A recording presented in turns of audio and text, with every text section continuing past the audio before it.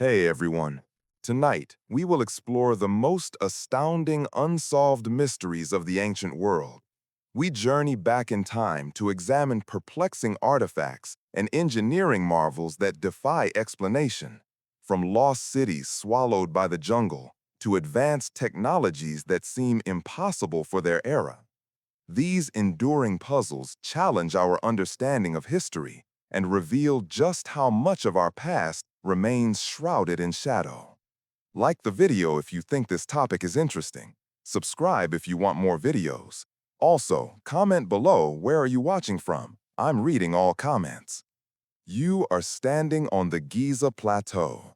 The sun is a relentless hammer beating down from a sky of bleached blue, and the air you breathe is thick with the taste of ancient dust and modern exhaust. Before you, tearing the very fabric of the horizon, is the Great Pyramid of Khufu. It is a postcard you have seen 1,000 times, an image so familiar it has become a cliché.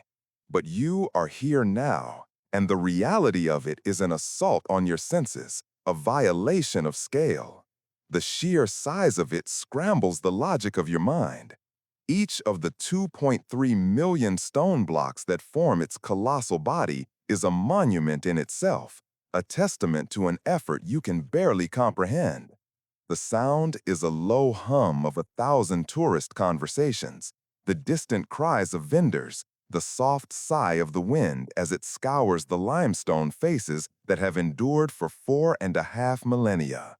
You reach out and touch one of the casing stones at its base, its surface surprisingly smooth, cool in the shaded spots, radiating a deep, stored heat where the sun has kissed it. This is not a picture. This is a mountain made by human hands. For generations, you have been told a simple story, a neat and tidy explanation that fits within the pages of a history textbook. This, you are told, is a tomb, the final glorious resting place for a divine king, the fourth dynasty pharaoh Khufu. It is the centerpiece of a grand necropolis, a city of the dead, designed to launch a king into the eternal afterlife. The story is clean, logical, and supported by the context of the surrounding landscape, dotted with the mastabas of nobles and the smaller pyramids of queens. It is the story Egyptology has built its foundations upon. But as you stand here, feeling the immense, silent weight of this structure, a deep and unsettling question begins to worm its way into your consciousness. Is that all it is? The unspoken truth whispers on the desert wind, a secret hidden in plain sight. This grand tomb, this ultimate pharaonic mausoleum, was found empty. When the Caliph al-Mamun and his men finally breached the pyramid's sealed passages in 820 AD, after weeks of relentless, brutal effort, they found no treasure. They found no grave goods. They found no mummy. In the heart of the mountain, in the king's chamber, they found only a massive, lidless granite coffer, itself empty and stark. Stranger still, this pyramid, a monument to a king whose entire culture was obsessed with recording every aspect of life and death, contains no official hieroglyphic inscriptions, no text to name its owner, no spells to guide his soul, no grand proclamations of his power. The walls are bare. The silence is absolute. This is the first crack in the foundation of the official story. The absence of evidence here is not evidence of absence. It is a profound and deafening statement. Why would a civilization that carved its history into every available surface leave the greatest of its achievements a complete and utter blank? Why build a tomb of such staggering proportions with an internal complexity that defies easy explanation only to leave it barren? You are standing before not just a monument, but the scene of a profound historical anomaly, a lock without a key. The hidden truth reveals that the Great Pyramid is not a simple answer, but an eternal question. It asks us to look beyond the convenient label of tomb and to confront the possibility that we have misunderstood its purpose on a fundamental level. We see a sarcophagus, so we call it a tomb. But what if that granite box was something else? What if the chambers and passages were designed not for a dead king's spirit, but for a living process? What if the entire structure was not a static monument, but a dynamic machine? To begin to understand this enigma, you must leave the shadow of the finished product. You must journey back in time, not to the king on his throne, but to the men who bled and sweated to raise this mountain from the sand. You must travel to the source, to the quarries where the story truly begins, and listen to the echoes of the tools that shaped our world. Your journey takes you away from the Giza Plateau, eastward across the lifeblood of Egypt, the Nile. You travel to the ancient quarries of Tura, a place where the air still feels heavy with the ghosts of unimaginable labor. Here, the landscape is a wound, a series of vast, gaping scars in the earth where entire hills of pristine white limestone were carved away. Imagine the scene, 4,500 years ago.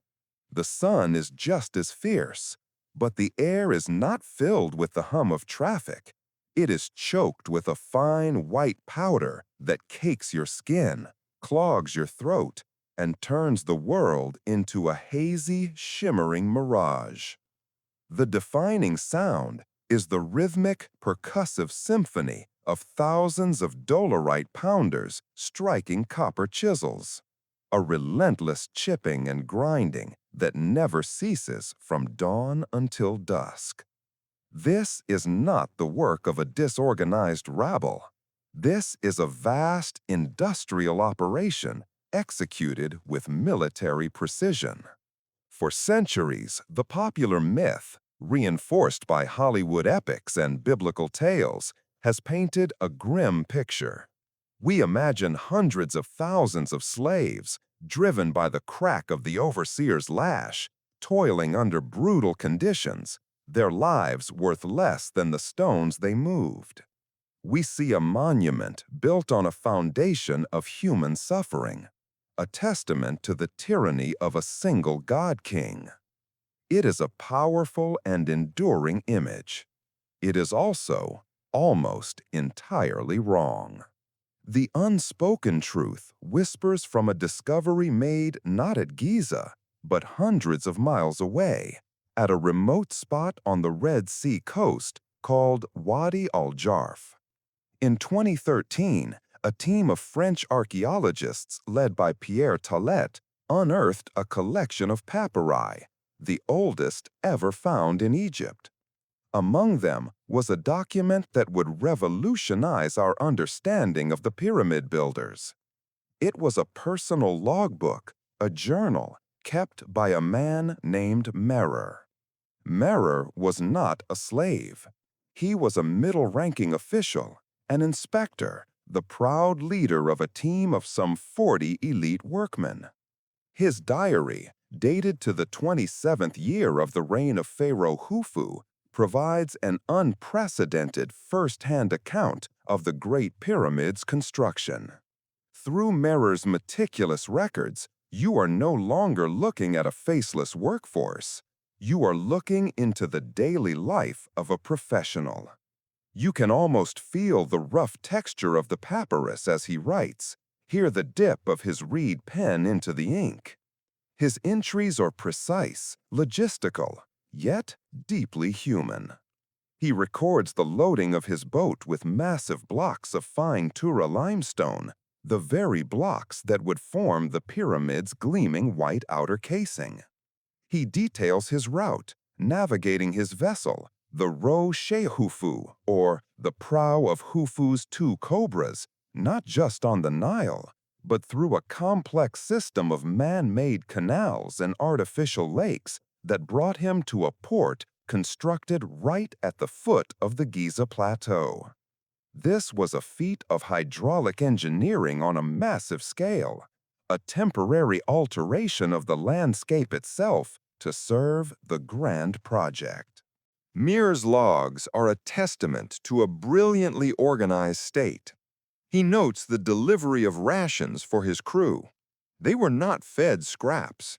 They were provided with bread, beer, dates, and meat, a protein-rich diet necessary to fuel their demanding work. They were skilled laborers, respected for their craft, part of a rotating workforce that would serve for a period of months before returning to their villages. The state provided for them, housed them, and even cared for them. Excavations at Giza by the American archaeologist Mark Lenner have uncovered the sprawling remains of the workers' village, a lost city capable of housing up to 20,000 people. Here, archaeologists found not just barracks, but bakeries capable of producing thousands of loaves of bread a day, fish processing facilities, and evidence of a medical system, including skeletons with healed fractures and even amputated limbs, indicating that injured workers were treated, not discarded. This was not a slave army. This was a national project, a kind of ancient NASA, mobilizing the best and brightest of an entire generation. The labor was likely a form of corvée, a tax paid not in gold, but in service to the state and to the gods. For an ancient Egyptian, this was not a punishment. It was a sacred duty, a bak. It was an act of participating in the maintenance of Ma'at, the cosmic order, ensuring the king's successful journey to the afterlife, which in turn guaranteed the prosperity and stability of the entire land. The teams of workers even had names, painted as graffiti on the stone blocks hidden deep within the pyramid's relieving chambers above the king's chamber. Names like the Drunkards of Menkaure or the Friends of Khufu Gang. These are not the names of oppressed slaves. They are the proud, boisterous names of rival teams competing for honor and glory in the greatest construction project the world had ever seen. The hidden truth reveals a society not of masters and slaves, but of professionals and project managers, of logisticians and hydraulic engineers, of doctors and bakers, all working in concert. The sheer scale of the operation is difficult to wrap your mind around. Consider the granite, the massive beams that formed the roof of the king's chamber, some weighing up to 80 tons, were not quarried at Tura. They came from Aswan, more than 500 miles to the south. Imagine the expedition.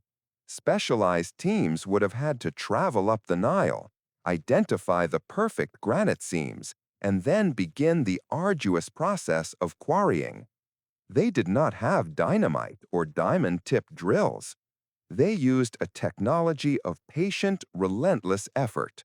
They would pound the hard granite with dolerite balls, harder than the granite itself, chipping away channels. They would cut slots into the rock and insert wooden wedges, then soak them with water. As the wood expanded with incredible force, the massive block would crack and split away from the bedrock. Then came the transport. An 80-ton block, the weight of a modern locomotive, had to be maneuvered onto a massive sledge, dragged by hundreds of men to the riverbank, and loaded on a specially constructed barge.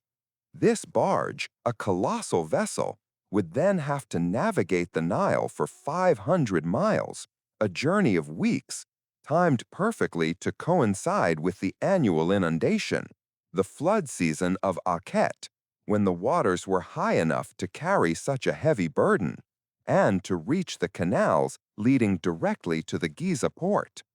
Every step of this process required immense skill, planning, and a deep intuitive understanding of physics and engineering. It had to be repeated not once, but dozens of times, without error. Let's follow Mir for a moment, not just as a name in a logbook, but as a man living through this experience. Picture his morning. He awakens before dawn in the temporary housing of the workers' village. The air is cool, a brief respite from the coming heat. The smell of thousands of baking loaves of bread already fills the air.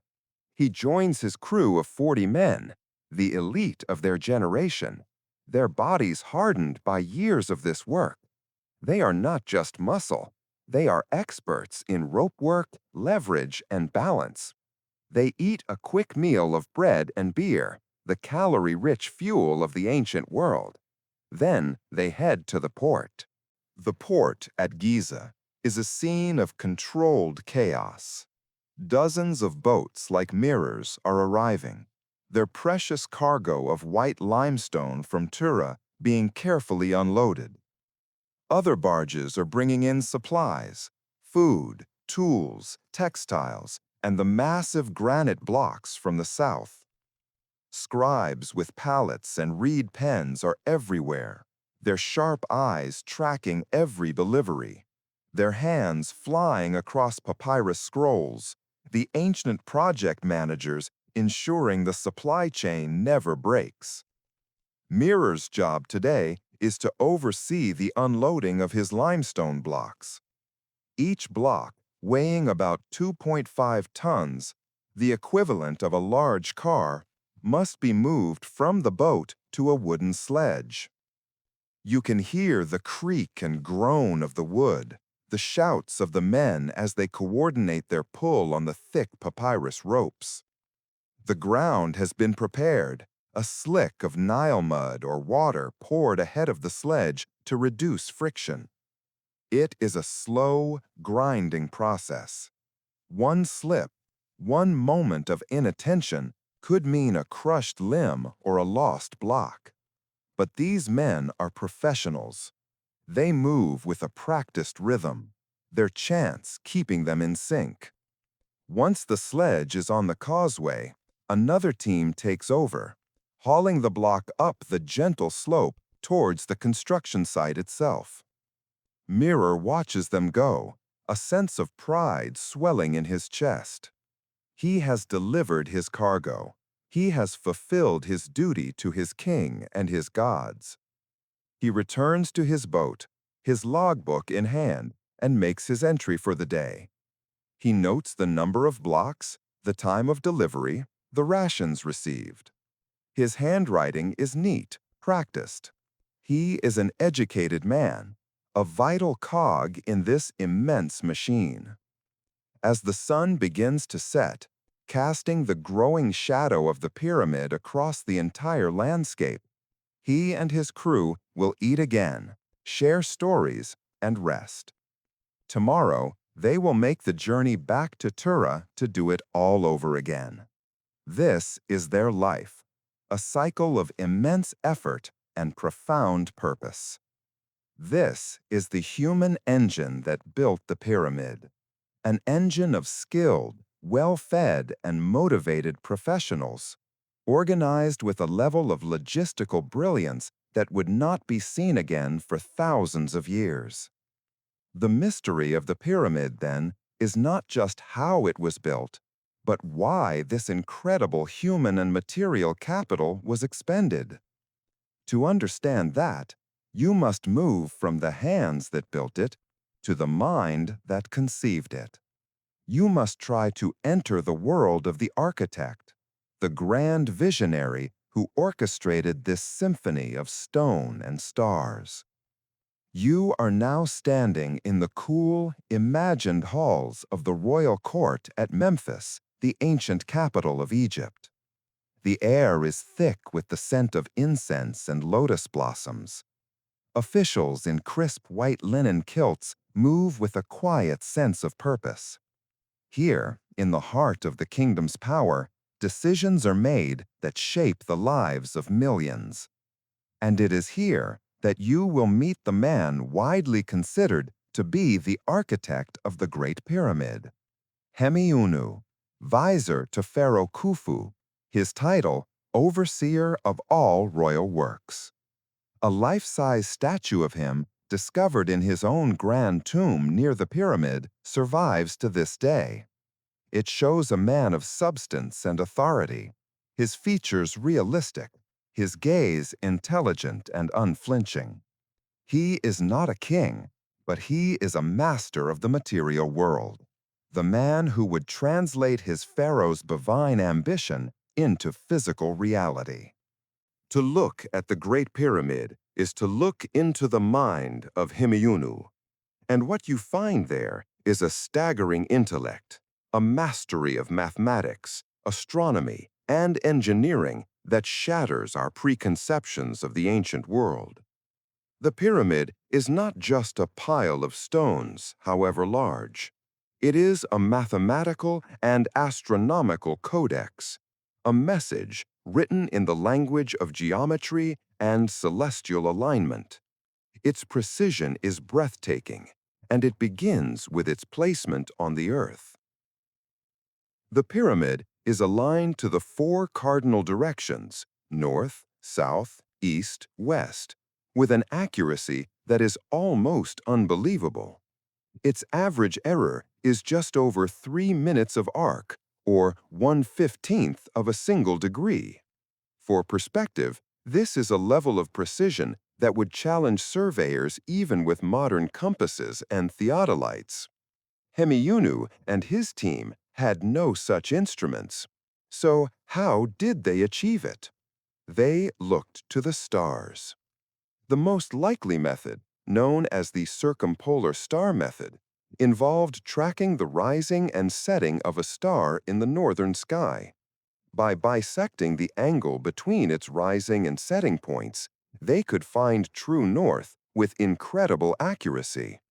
This required immense patience, perfectly clear desert lights, and a team of highly trained astronomer priests using simple but effective sighting tools like the Merket and the Bay. The pyramid's very foundation is a testament to a profound connection with the cosmos. But the precision goes deeper. The dimensions of the pyramid seem to encode fundamental mathematical constants.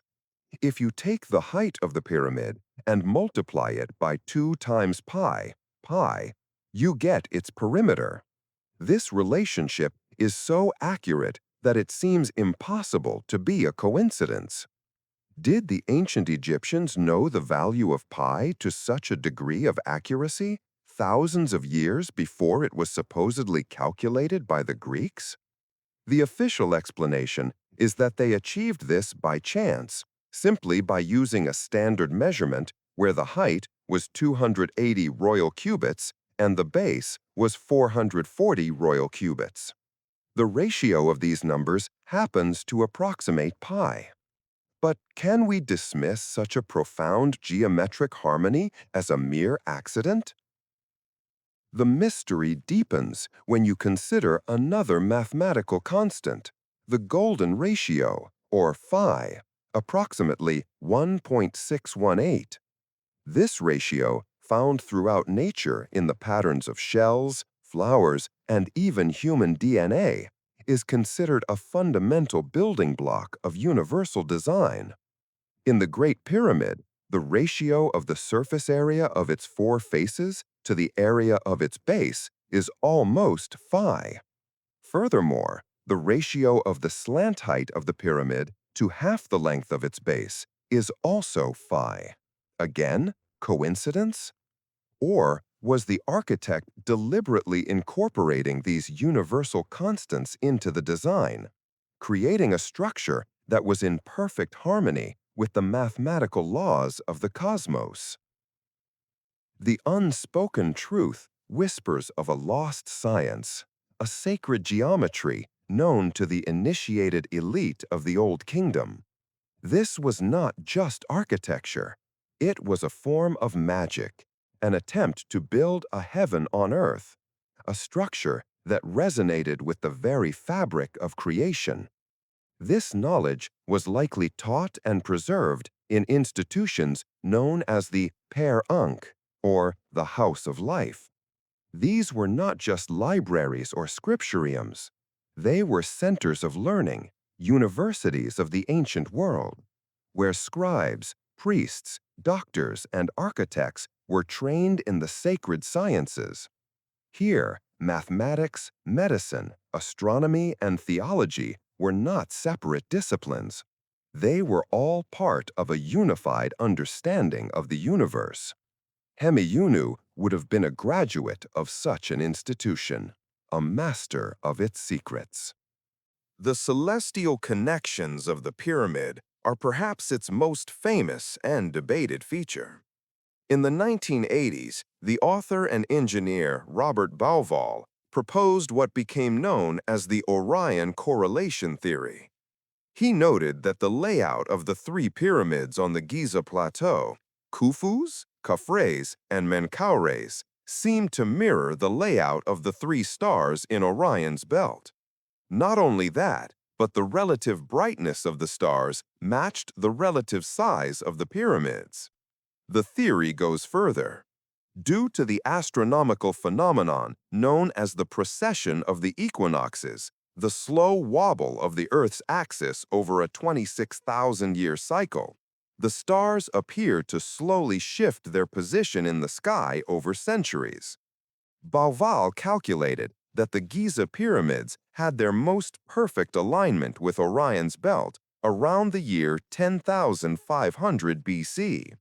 He did not suggest the pyramids were built then, but that the master plan for the Giza Plateau was conceived at that much earlier date, a first time, or Zep Tepi, mentioned in Egyptian texts, a golden age when gods walked the earth.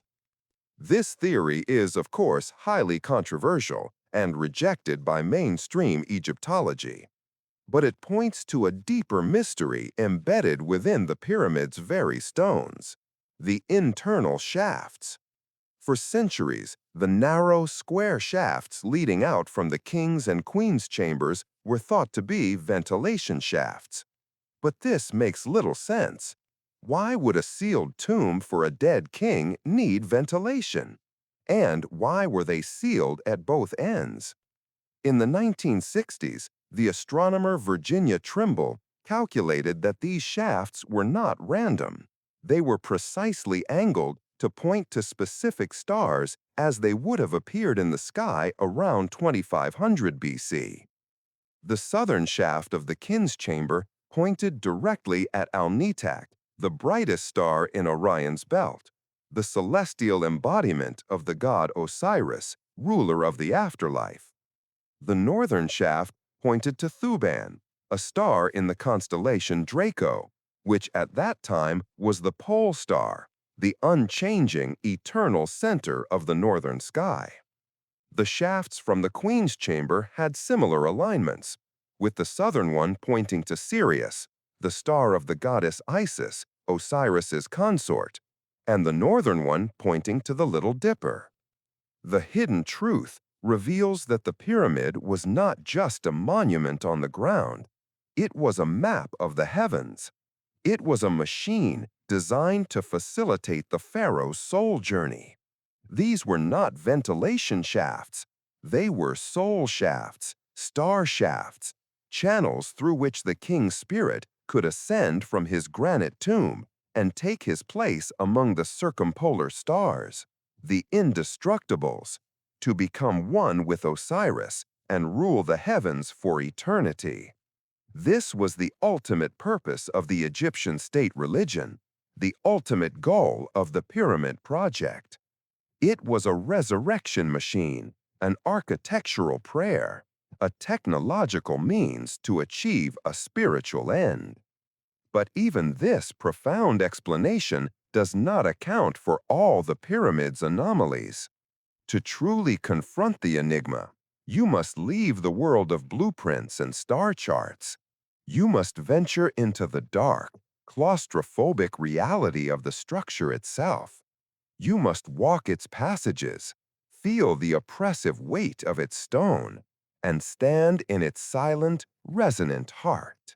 Your journey into the Great Pyramid begins at the original entrance, a hidden opening on the north face, now sealed. You must enter Like Al-Mamun's men, through the crude, forced passage they hacked into the limestone centuries ago. The air changes instantly. The searing desert heat gives way to a cool, musty stillness. The air is heavy, stale, carrying the scent of millennia of trapped silence and the faint mineral tang of the limestone itself. The passage is tight, forcing you to stoop as you move forward into the deep blackness, your only light a flickering torch or the narrow beam of a flashlight. You soon connect with the descending passage, part of the original design.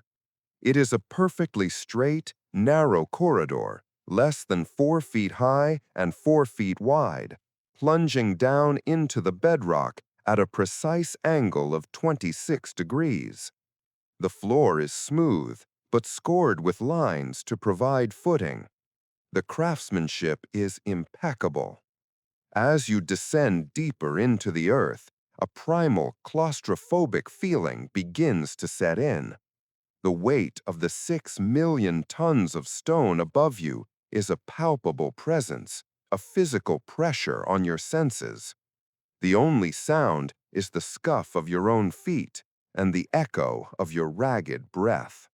After a journey of over 300 feet, the passage levels out and leads you to the subterranean chamber. This is one of the pyramid's greatest mysteries. It is a rough, unfinished cavern carved directly out of the bedrock, a chaotic and seemingly abandoned space. A deep, mysterious pit dominates the floor. What was its purpose? Was it the original burial chamber, abandoned for a new plan higher up? Was it meant to represent the underworld, the chaotic abyss of none from which creation emerged? Or was it part of a function we do not yet understand? No one knows. Its raw, incomplete nature stands in stark contrast to the perfect precision found elsewhere. You must now retrace your steps, climbing back up the steep descending passage. Your legs burn with the effort. About 60 feet from the entrance, you reach a critical junction. A massive granite plug blocks the entrance to the ascending passage. Al-Mamun's men had to tunnel around this impenetrable barrier. Once past it, you begin a new climb, this time upwards, through a passage of the same tight dimensions as the one before. The air grows warmer, the sense of confinement even greater. You are moving now towards the very heart of the pyramid. And then you emerge from the tight confines of the passage, and the space explodes. You are standing at the bottom of the grand gallery. The sight is awe-inspiring, one of the true architectural marvels of the ancient world. The ceiling soars 28 feet above you, a magnificent corbelled vault where each course of limestone projects slightly inward from the one below it, creating a long, inverted V shape. The gallery continues its ascent at the same steep 26-degree angle for a length of 153 feet. The acoustics in this space are extraordinary. A single clap of your hands produces a cascade of echoes, a sharp, ringing report that seems to hang in the air for an unnervingly long time. But the gallery is not just a grand hallway. It is filled with mysteries. Along the base of the walls run 2 ramps or banquettes, each about 2 feet high and 1 foot wide. Cut into these ramps at regular intervals are 27 pairs of rectangular slots. What were they for?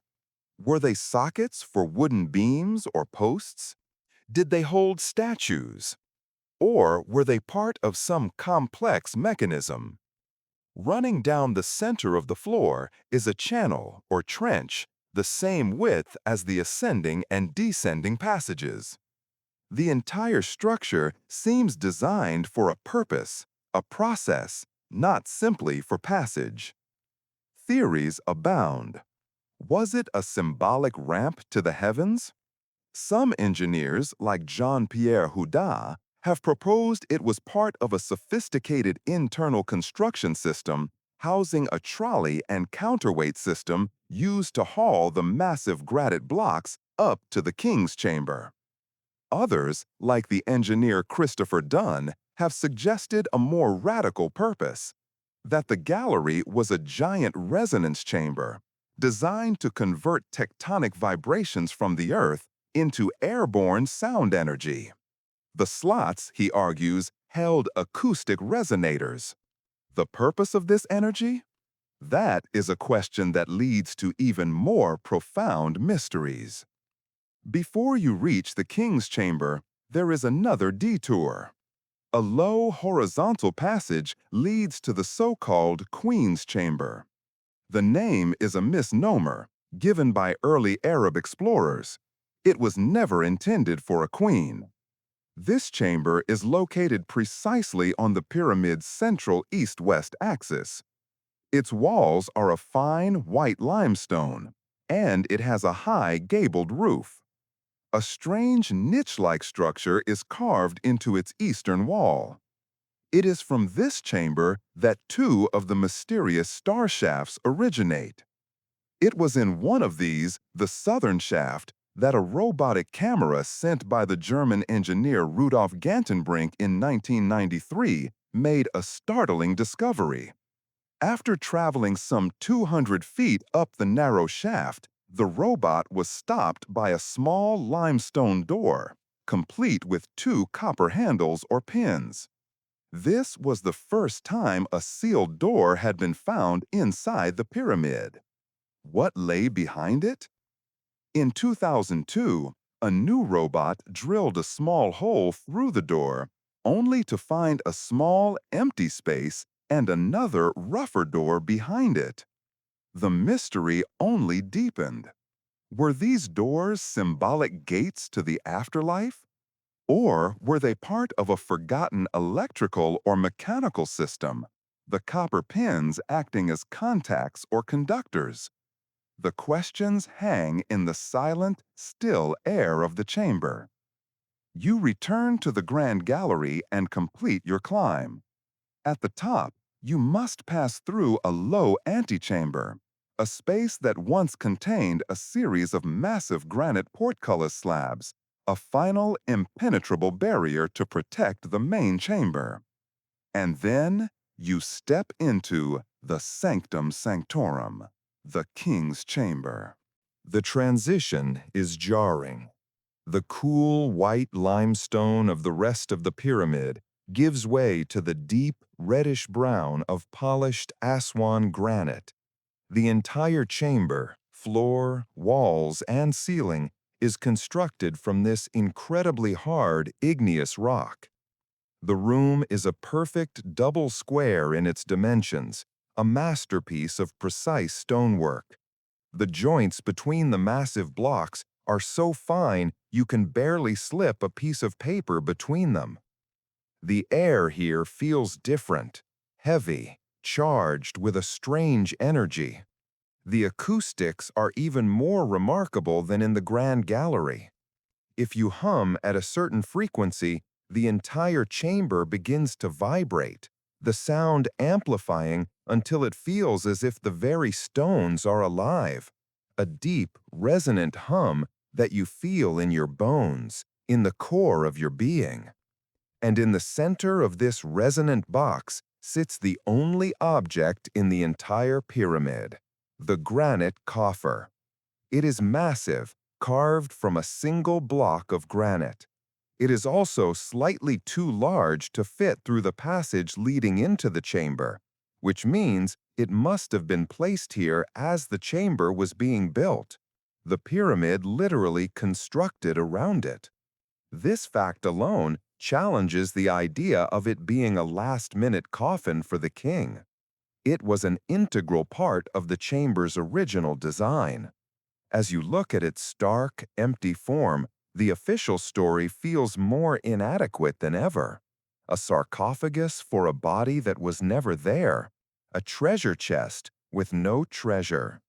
Above your head, hidden from view, lie 5 relieving chambers, stacked one on top of the other, roofed with massive, rough-hewn granite beams. This was a brilliant engineering solution to distribute the immense weight of the pyramid's apex and prevent the king's chamber from being crushed. It is on these hidden blocks that the only inscriptions in the pyramid were found. The quarry marks and graffiti of the work gangs, the Friends of Khufu gang. They are a precious link to the builders, but they only deepen the mystery of why no official formal hieroglyphs were ever carved.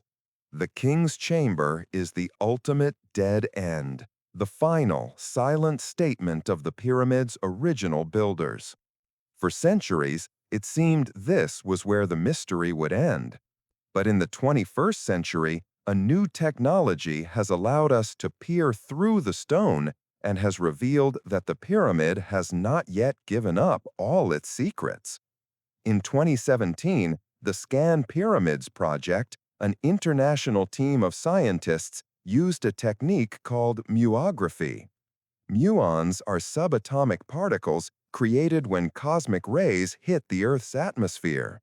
They rain down on the planet constantly, and while they can pass through hundreds of feet of solid rock, they are deflected or absorbed when they pass through denser material.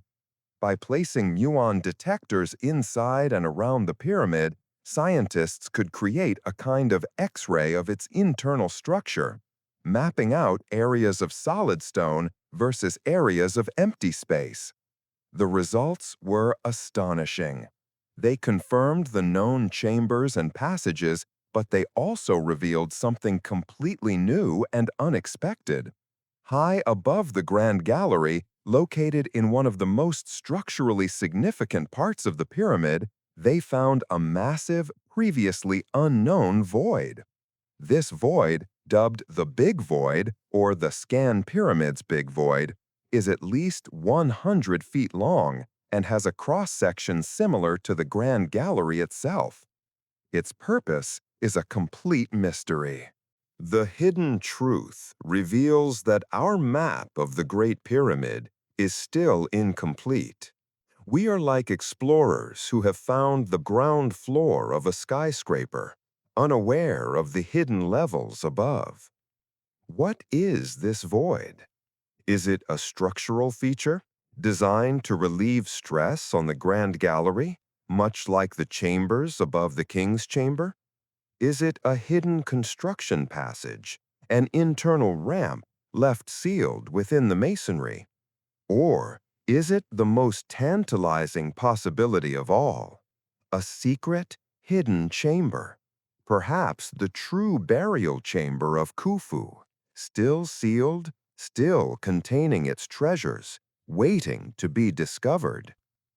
More recent scans have hinted at other anomalies, another corridor-like void behind the north face, suggesting a whole network of undiscovered spaces. The pyramid, it seems, is a Swiss cheese of hidden complexity. We have reached the limits of the conventional narrative. We have a monument built by a sophisticated, professional workforce, designed by a genius with a profound knowledge of mathematics and astronomy. We have an internal structure of baffling complexity, with star shafts, sealed doors, and massive hidden voids.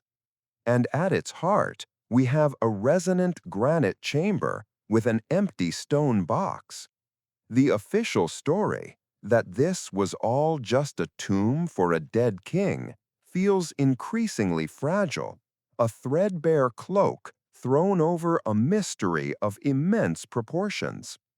To go further, you must be willing to step outside the bounds of conventional thinking. You must be willing to entertain ideas that are strange, radical, and unsettling. You must ask a different question, not who was it for, But what did it do? You are standing once again inside the king's chamber. The air is still, the silence profound. But now you are listening not with your ears, but with your imagination. You are trying to perceive the pyramid not as a static tomb, but as a functioning machine. This is the realm of unconventional theories, ideas that are dismissed by mainstream archaeology, but which persist because they attempt to explain the anomalies that the standard model ignores. The most famous and comprehensive of these is the Giza power plant theory, proposed by the engineer and author Christopher Dunn. Dunn approached the pyramid not as an archaeologist, but as a master craftsman and engineer who has spent a lifetime working with precision machinery. He saw not a tomb, but a highly sophisticated piece of technology. His theory is complex, but its core idea is that the Great Pyramid was designed to harness the natural vibrations of the Earth and convert them into energy. It was, in his words, a geomechanical acoustical device. Let's break down his argument. The Earth is constantly vibrating, a low-frequency hum generated by everything from seismic activity to the tides. The pyramid, he suggests, was built to capture and amplify these vibrations. Its location on the Giza Plateau, a solid limestone bedrock connected directly to the planet's tectonic plates, was ideal for this purpose. The structure itself, with its precise dimensions and specific materials, was designed to act as a massive resonator. The process, as Dunn envisions it, begins deep underground in the subterranean chamber. He proposes that a physical or chemical reaction was initiated here, generating a pulse of energy, a prime mover. This pulse would be channeled upwards.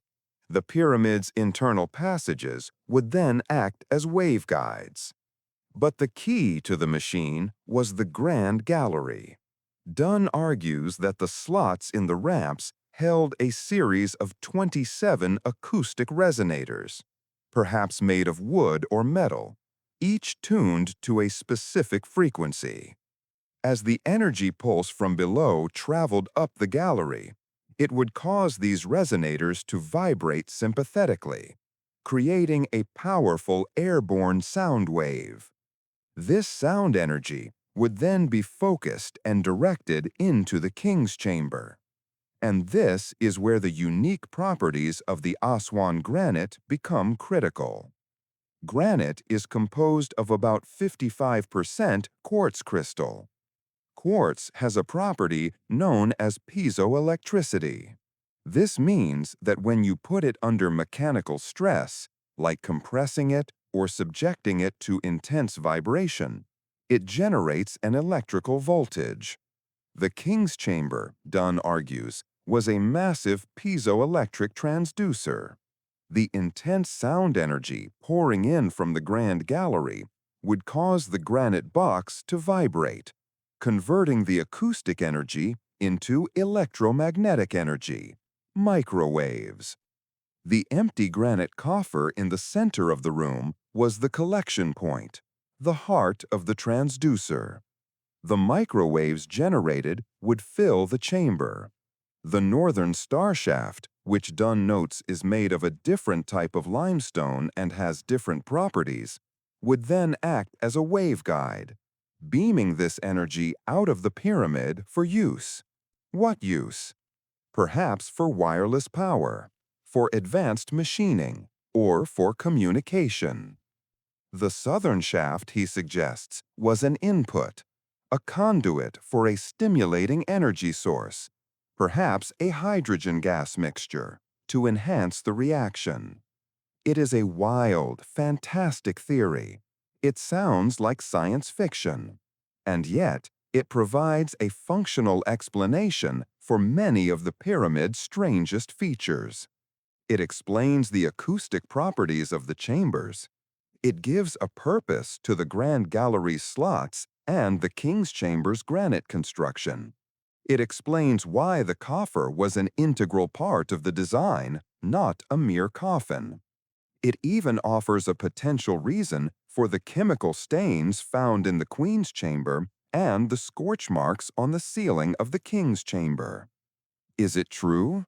There is no direct proof. It remains a highly speculative hypothesis, but it challenges us to think differently. It asks us to consider the possibility that the ancient Egyptians possessed a form of technology based on principles we are only just beginning to rediscover.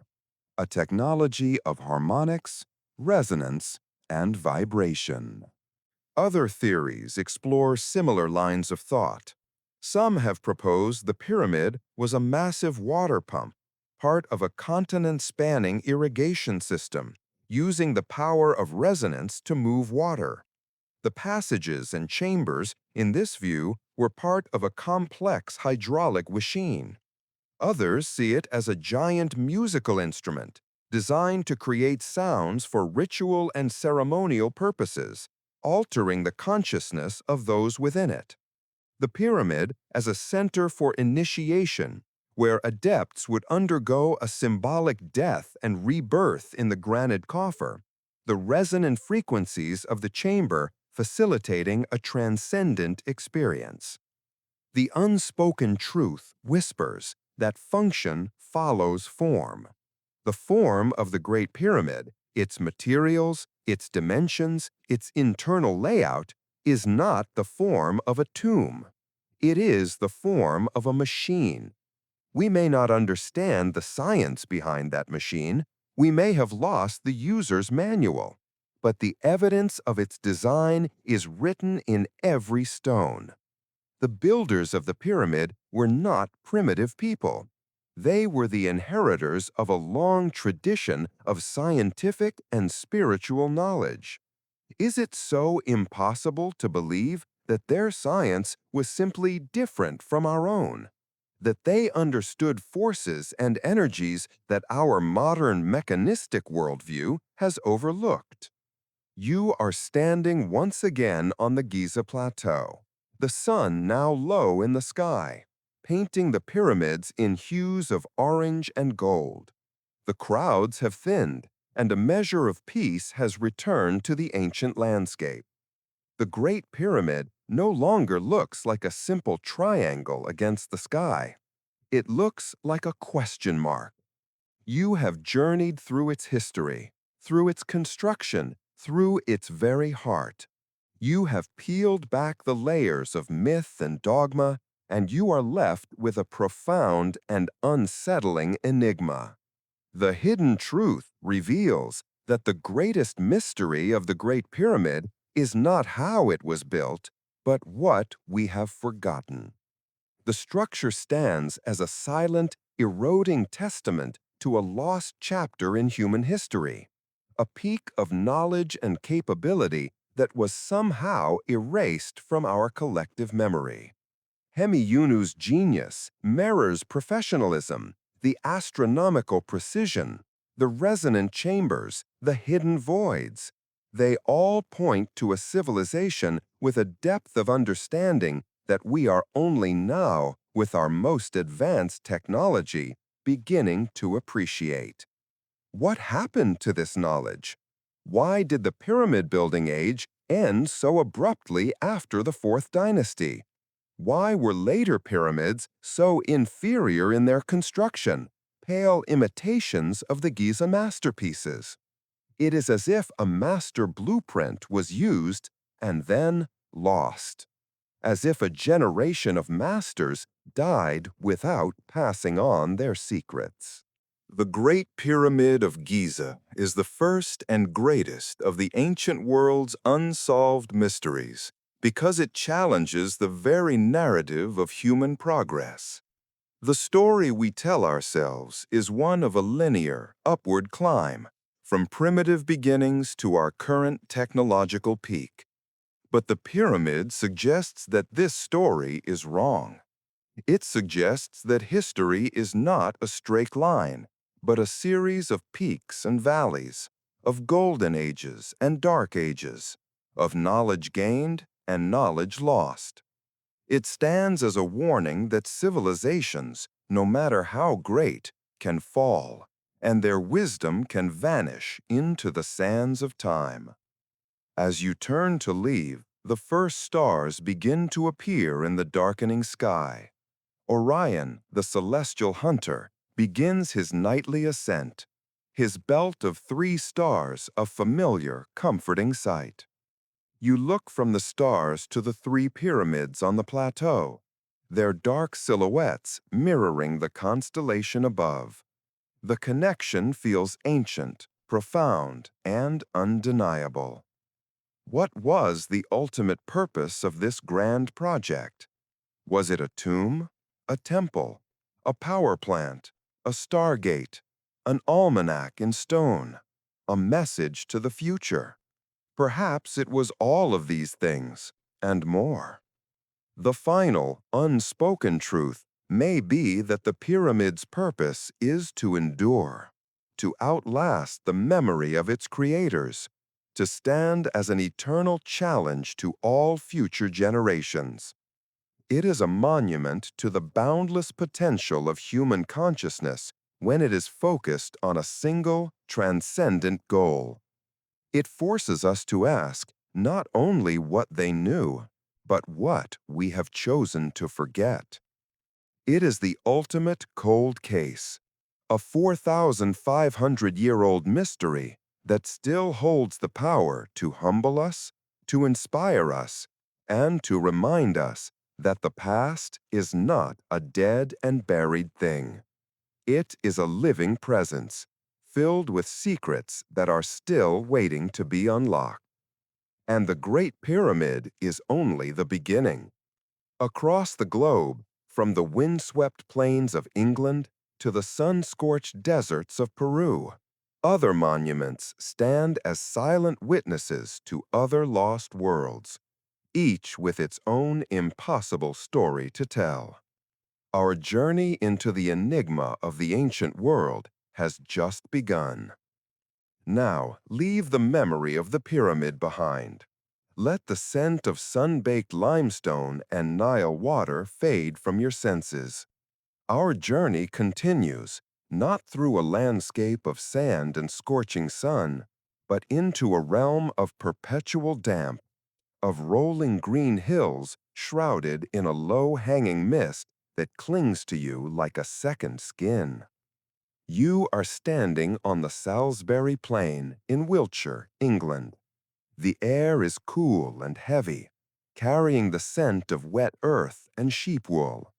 A persistent wind, a constant sigh across the chalk downlands, whispers secrets in your ear, secrets that are far older than any recorded history. And there, before you, they stand. They are not as colossal as the pyramid, not as geometrically perfect, but they possess a raw, primal power that sinks deep into your bones. Stonehenge, a circle of giants, silent and brooding, under a sky the color of slate.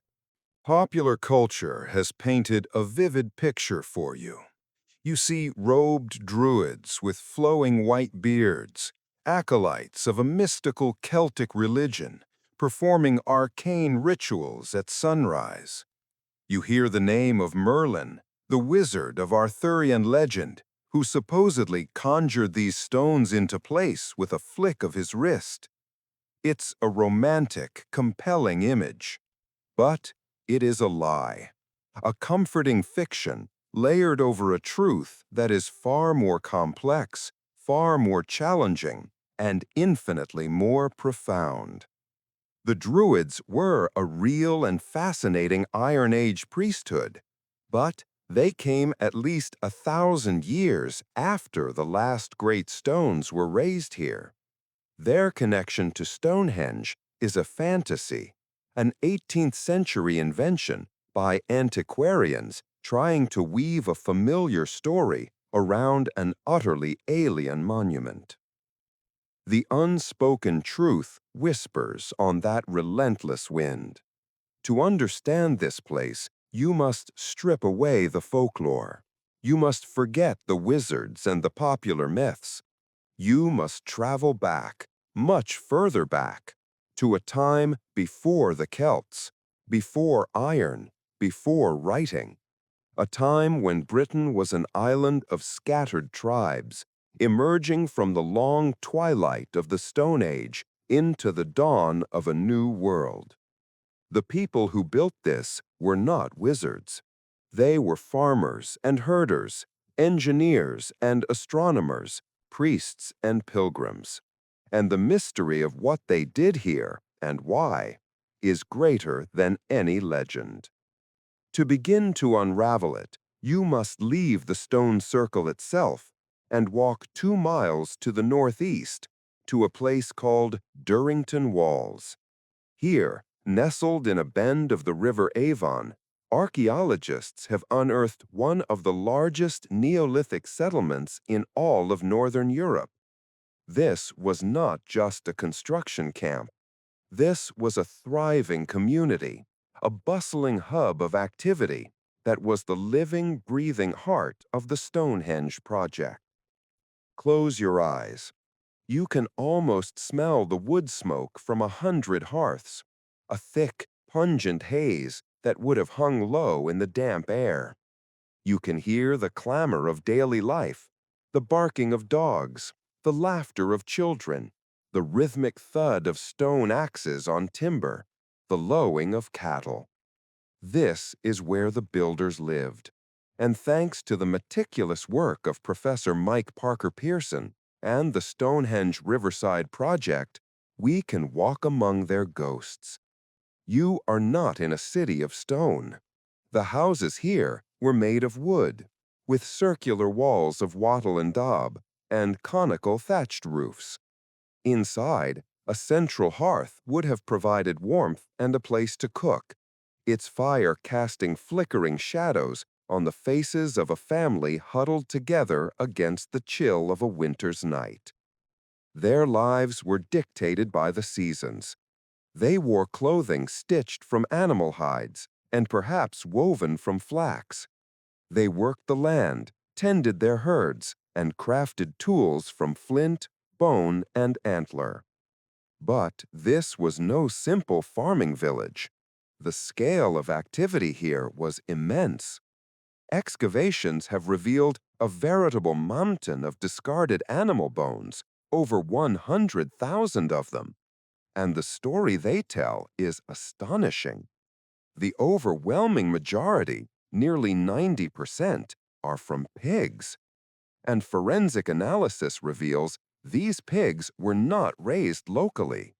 They were brought here from all corners of Britain, from Scotland, from the northeast of England, from the western coast.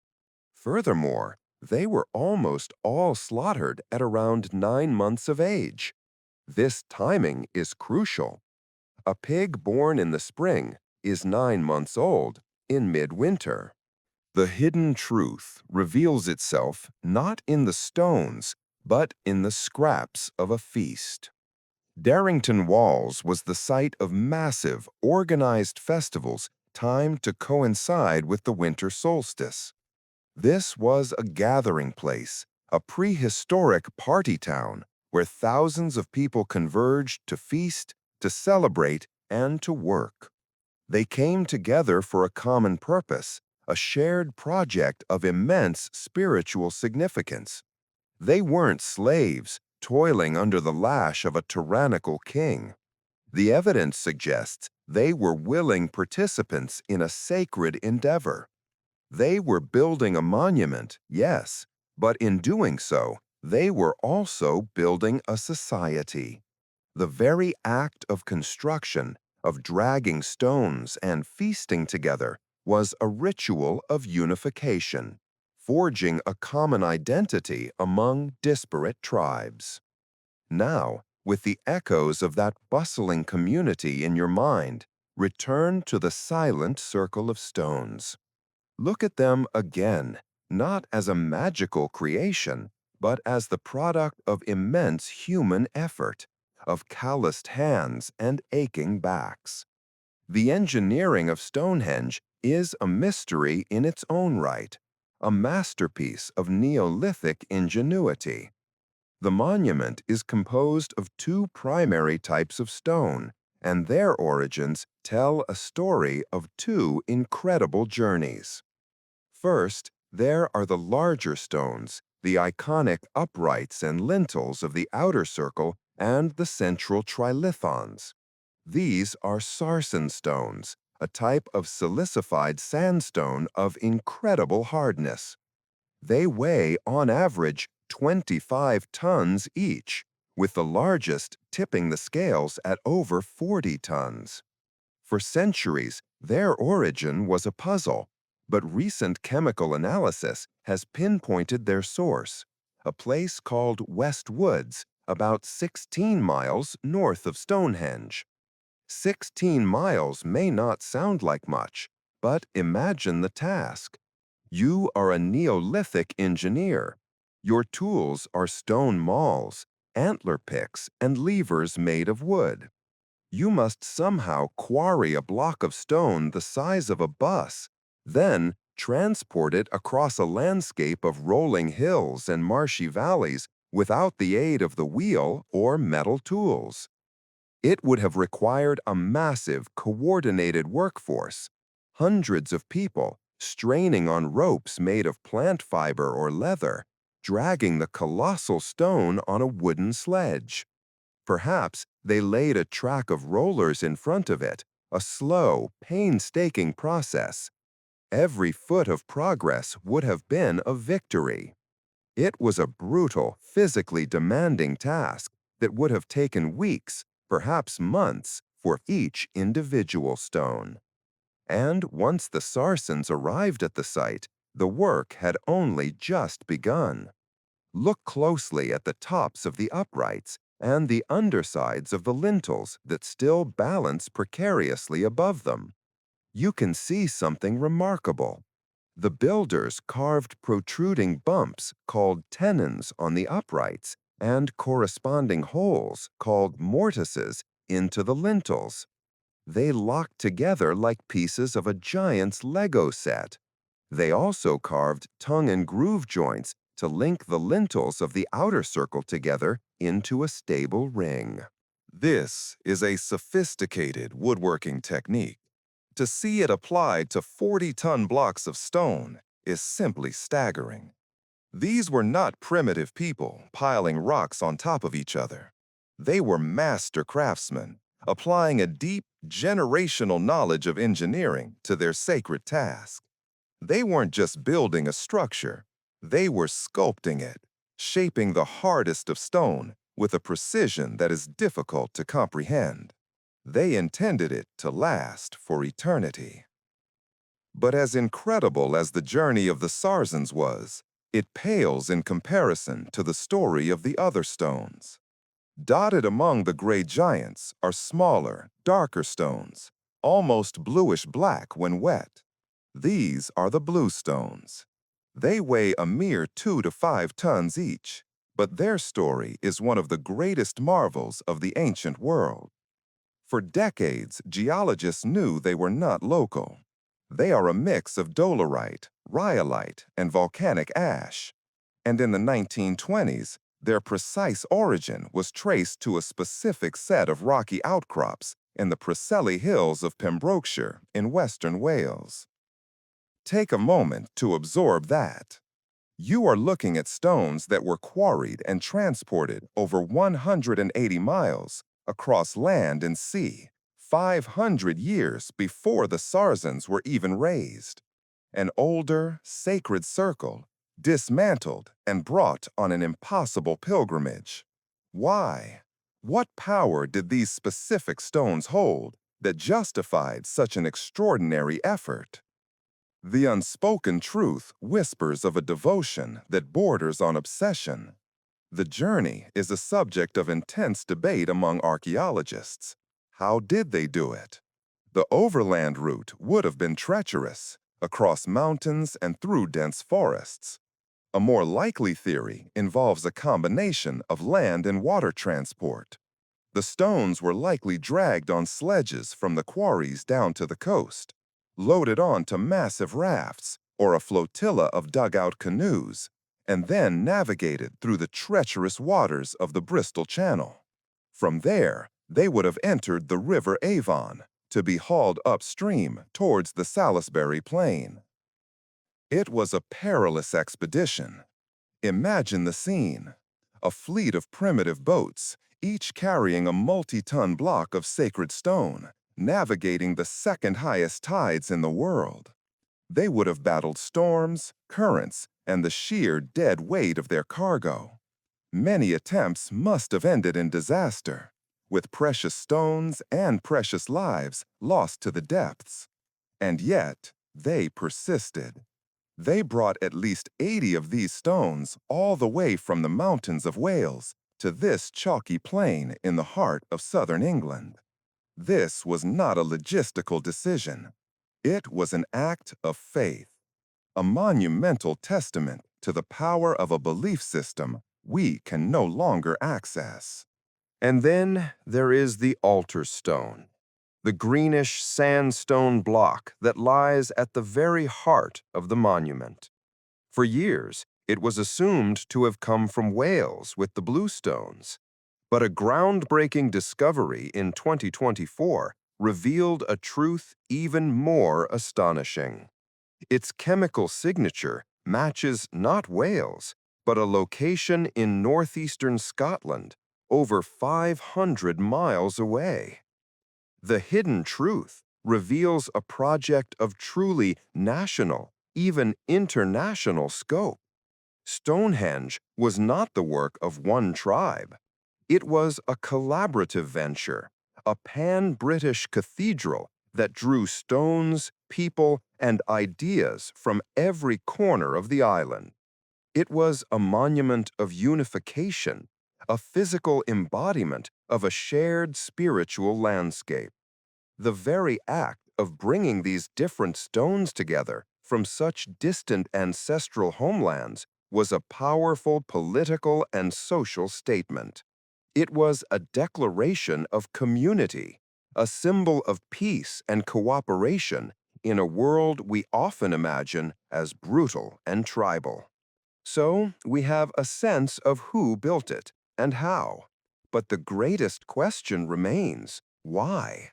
What was the purpose of this colossal, centuries-long endeavor? The most famous theory, of course, revolves around astronomy. And this is not mere speculation.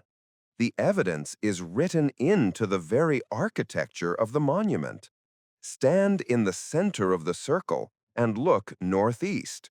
Through the main entrance, you will see a solitary standing stone outside the main ring, the heel stone. On the morning of the summer solstice, the longest day of the year, the sun rises directly over this stone, its first rays piercing the heart of the temple.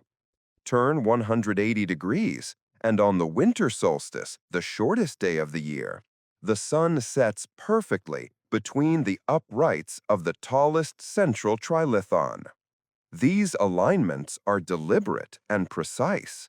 Stonehenge was, without a doubt, a celestial observatory. It was a calendar carved in stone, a way to mark the turning of the seasons, the solstices and equinoxes that governed the agricultural cycle of planting and harvesting. For these early farmers, such knowledge was not academic. It was the key to survival. The monument connected the earth to the heavens, anchoring the rhythms of human life into the grand, predictable cycles of the cosmos. It was a place where time itself was measured and sanctified. But to see Stonehenge as only a calendar is to miss its deeper, more human purpose. Remember Durrington Walls, the land of the living. Mike Parker Pearson's theory presents a compelling duality. If Durrington Walls, with its temporary wooden structures and evidence of vibrant life, was for the living, then Stonehenge, built of eternal stone, was for the dead. It was the domain of the ancestors.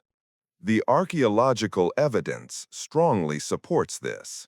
From its very earliest phase, around 3000 BCE, Stonehenge was a cemetery. The 56 pits that ring the monument, known as the Aubrey Holes, were not originally for stones, but for burials. Excavations have revealed the cremated remains of at least 63 individuals, men, women, and children.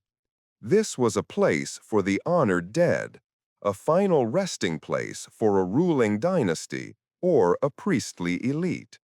The stones, silent and eternal, stood as sentinels guarding the spirits of the ancestors. And the river Avon, which flows near both sites, was the link between these two worlds. It was a ceremonial route, a prehistoric river Styx.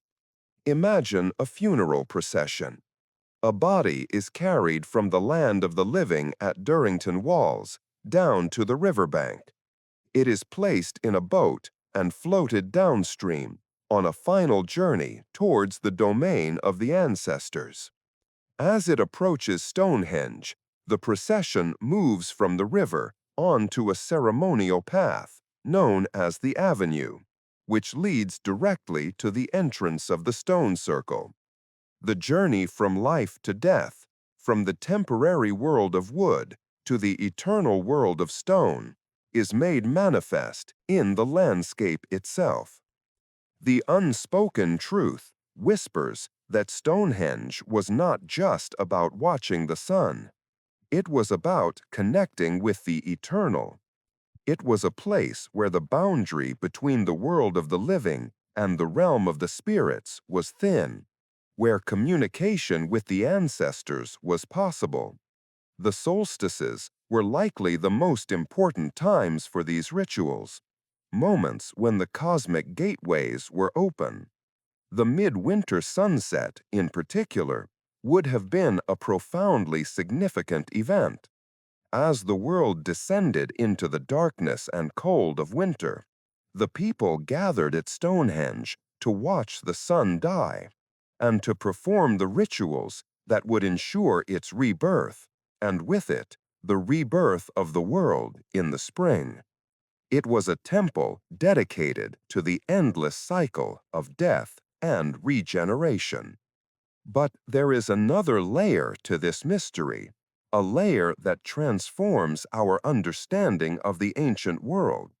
In 2002, just 3 miles from Stonehenge, archaeologists made a discovery that sent shockwaves through the academic community.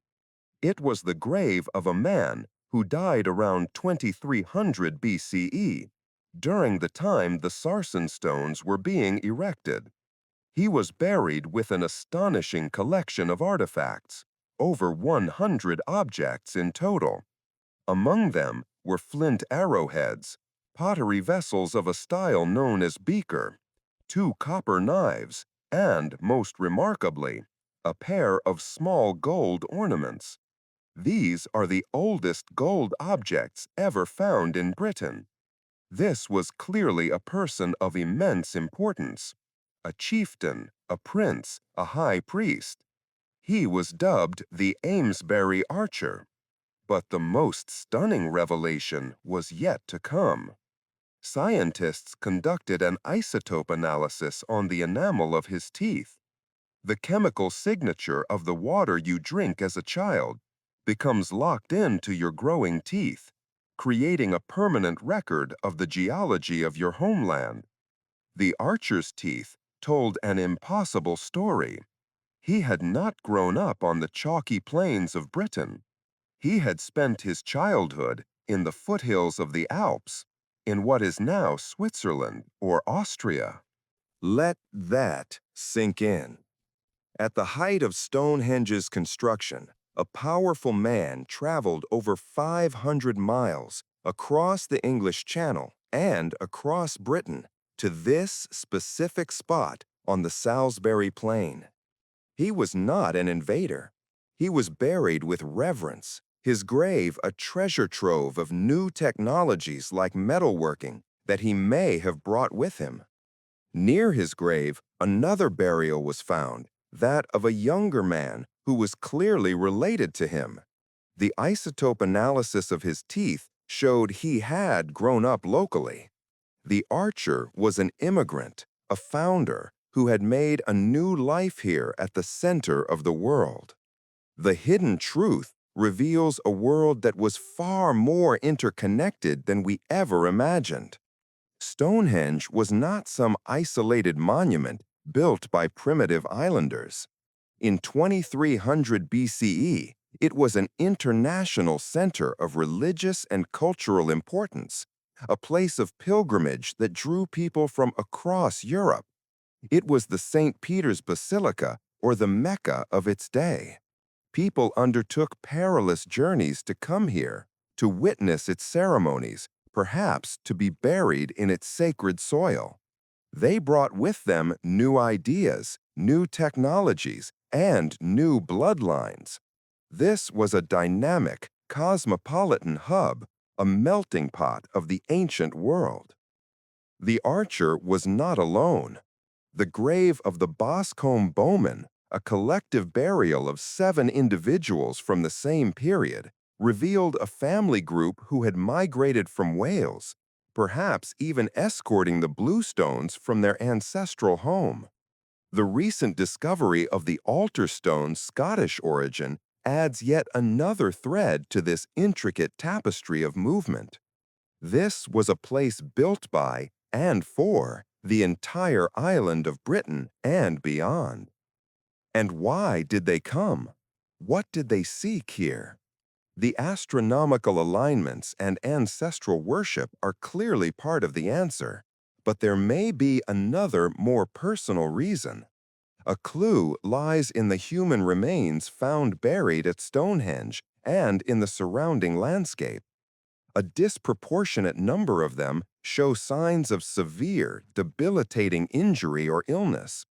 One man, excavated from a nearby barrow, had a trepanated skull, a hole deliberately drilled into his head, likely to relieve pressure. He survived the operation. The skeleton of a young boy buried at Stonehenge itself showed evidence of a congenital spinal condition that would have caused him constant pain. This has led to a compelling theory. Stonehenge was a place of healing, a Lourdes of the Bronze Age. The Bluestones, in particular, were believed to possess magical, curative properties. This may be the very reason they were brought on their epic journey from Wales.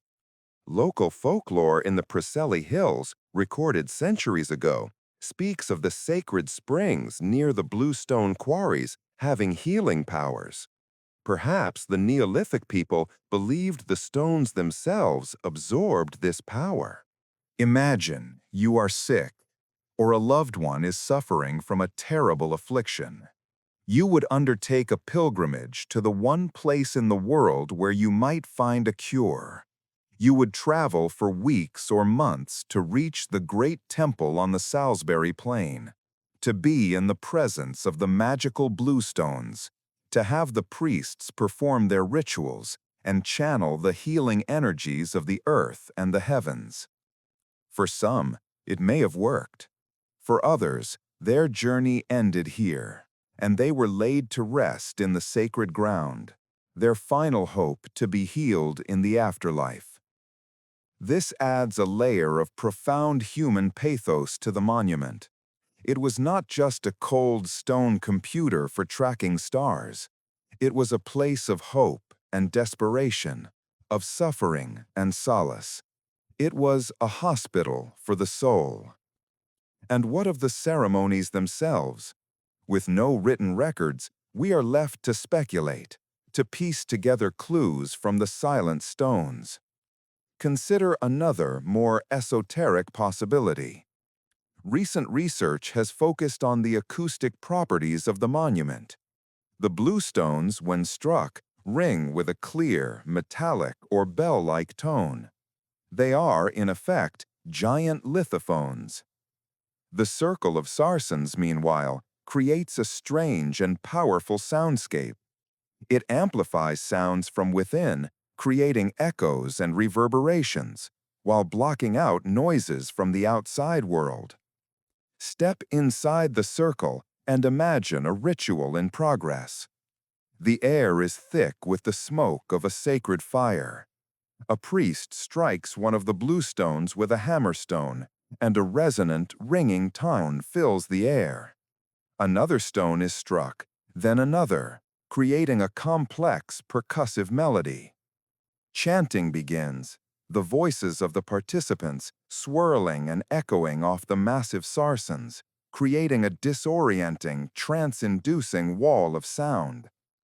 The sun sets perfectly between the great stones, casting long, dancing shadows. In this sensory cauldron of sound, smoke, and flickering light, it would be easy to feel the presence of the gods, to believe you were standing at the very center of the universe, a portal to another world. The unspoken truth whispers that the experience of Stonehenge was as important as its physical form. It was an engine for altering consciousness, a place designed to facilitate a direct experience of the divine.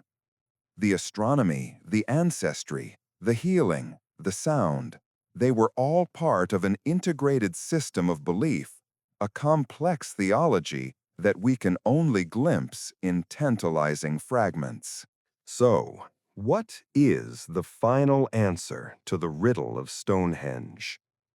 There isn't one, and that is the most important truth of all. To assign it a single purpose, a calendar, a tomb, a temple, is to diminish it. It was all of these things and more.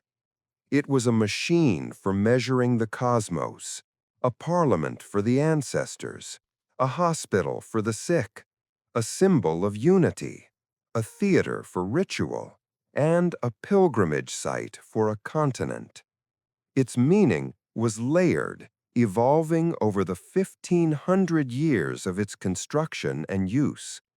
Different generations would have added their own beliefs, their own rituals, their own stones to the sacred landscape. It is a monument born not of a single vision, but of a long, continuous tradition. Its mystery lies not in a lost secret, but in the sheer complexity and depth of the society that created it. A society without writing, yet capable of breathtakingly precise astronomy and engineering. A society of farmers, yet able to organize and execute a construction project on a national scale over dozens of generations. A society we call prehistoric, yet which was connected by trade, migration, and ideas across a vast swath of Europe. The people who built Stonehenge left no words to explain their work. Their legacy is this circle of silent, enigmatic stones. They challenge our assumptions about the past, forcing us to confront the vastness of what we have lost. The knowledge, the beliefs, the social structures that made this place possible, all have vanished, dissolving back into the damp earth from which they came.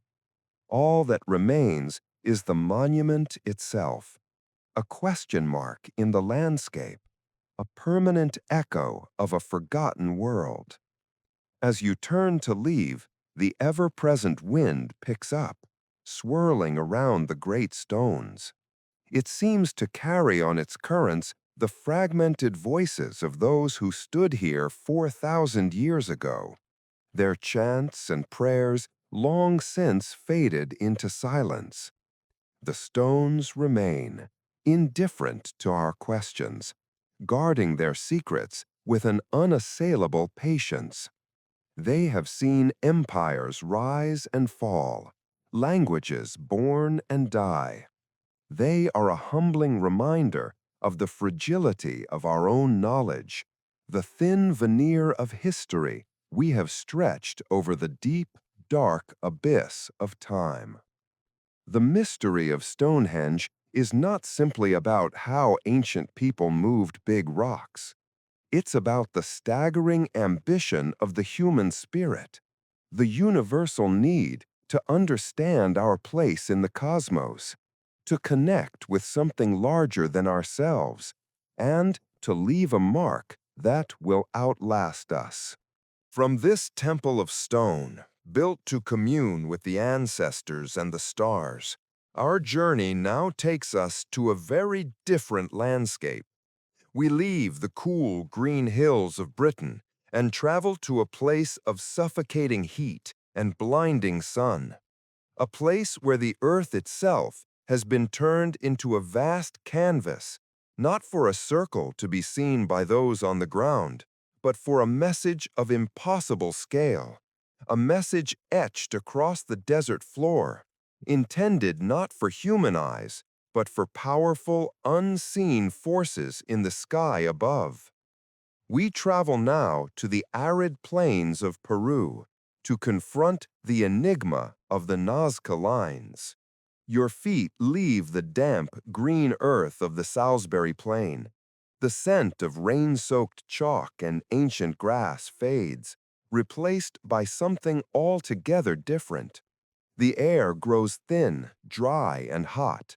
It carries not the memory of communal feasts, but the taste of fine, wind-scoured dust, a powder ground from a landscape that has not known meaningful rain for 1,000 years. You are now standing on the Pampa Colorada, the red plain of southern Peru. The sun is a white, merciless eye in a vast, cloudless sky. All around you, the ground stretches out in a palette of rust reds and ochres, a flat, desolate canvas baked hard by millennia of exposure. It is a place that feels profoundly empty, a testament to the power of aridity. You walk, and the only sound is the crunch of the dark desert pavement under your feet, a thin crust of iron oxide-coated pebbles. It feels like walking on a floor of gravel laid down with impossible care. And then you see it. Not with your own eyes, not at first. You must rise, ascending into the air, climbing higher and higher until the vastness below begins to resolve into something other than geology. From this vantage, the emptiness transforms. The desert floor becomes a vast, cryptic manuscript. There, etched into the surface with breathtaking scale and precision, is a hummingbird, its long beak poised to drink from a flower that isn't there. It is over 300 feet long, drawn with a single, continuous, unbroken line. Not far from it, a spider, perfect in its anatomical detail, stretches 150 feet across the pampa.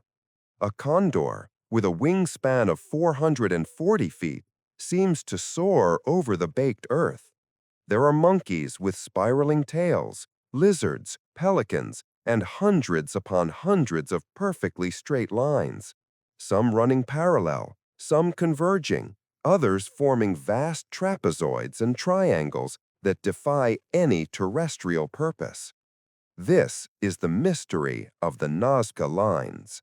For decades, the popular imagination has run wild. Were these landing strips for extraterrestrial visitors? Signals to ancient gods in the sky?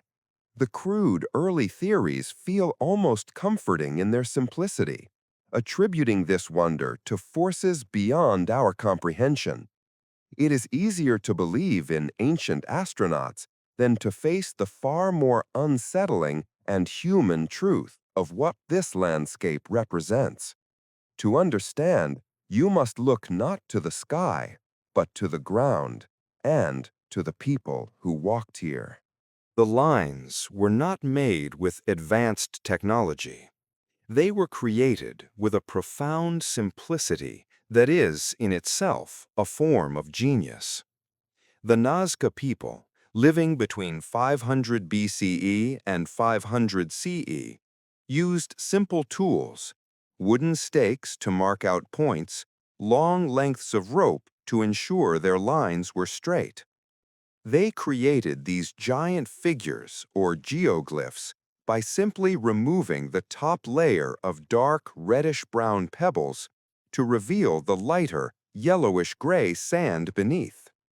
It is a drawing made by subtraction, an etching only a few inches deep.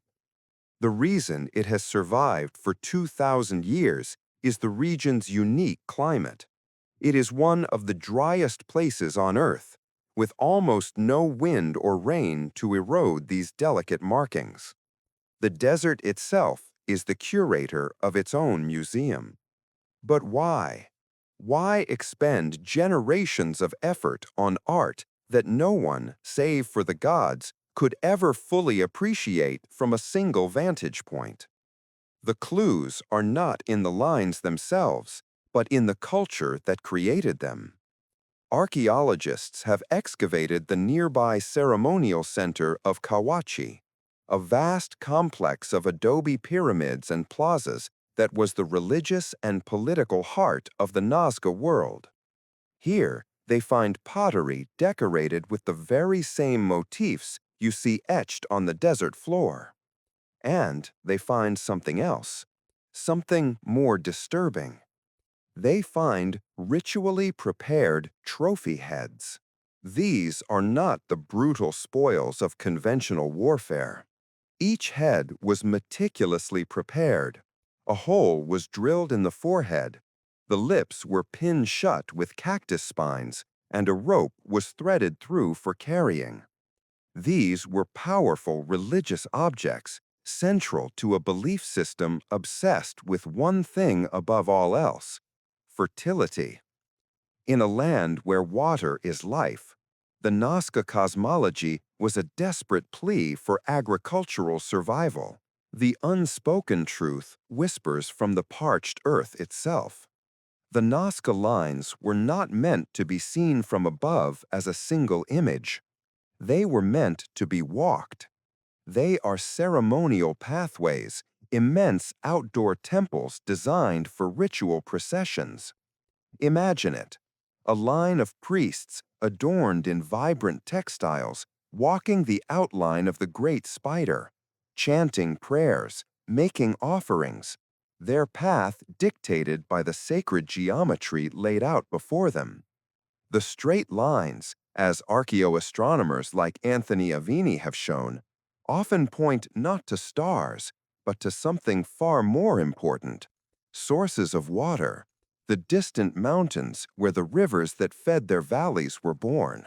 The hidden truth reveals a darker, more profound reality than any alien visitation. The Nazca lines are a monument to desperation. They are the physical embodiment of a prayer, etched into the land over centuries by a society locked in a losing battle with climate change. Paleoclimatological data shows that the Nazca culture faced a series of devastating, multi-generational droughts. The lines, growing more numerous and complex over time, were likely an escalating series of rituals to appease the deities they believed controlled the rain and the rivers. The trophy heads, the shamanistic trances fueled by the San Pedro cactus, the endless walking of the sacred paths, it was all part of a state-sponsored religious system designed to bring back the water. In the end, it failed. Around 600 CE, a catastrophic El Niño event caused massive flooding, which was followed by a drought that lasted for decades. The Nazca civilization collapsed, and the people abandoned Kawachi and the Great Pampa. They left behind their silent, unanswered prayers, preserved by the very climate that destroyed them. The lines are not a greeting to the stars. They are a tombstone for a civilization that died of thirst. Now, let the feeling of that dry, sacred ground fade. The thin, hot air is replaced by something thicker, humid, carrying the scent of river silt and wood smoke. You are no longer under the vast open sky of the Peruvian desert, but enclosed within the ordered confines of a city.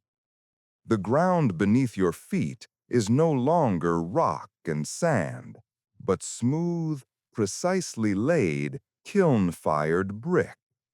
You are in Mohenjo-Daro, in the heart of the Indus Valley, in what is now modern-day Pakistan, around the year 2500 BCE.